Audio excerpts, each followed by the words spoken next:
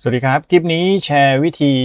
เรียกไอคอนยิ้มนะครับเป็นอีโมจิบนคอมพิวเตอร์นะครับท่านใดที่จะกรอกรอยยิ้มลงบนแอปต่างๆไม่ว่าจะเป็น YouTube หรือว่า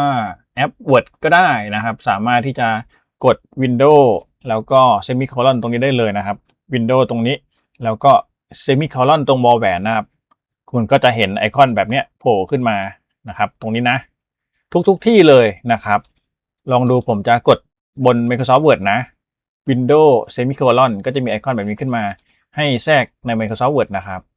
คอมเมนต์ YouTube ก็มีแต่ปกติของ YouTube จะมีไอคอนอยู่แล้วในกรณีที่บน YouTube จะตอบคอมเมนต์ถ้าไม่มีรูปอีโมจิให้เลือกนะครับสามารถกดคลิกแล้วก็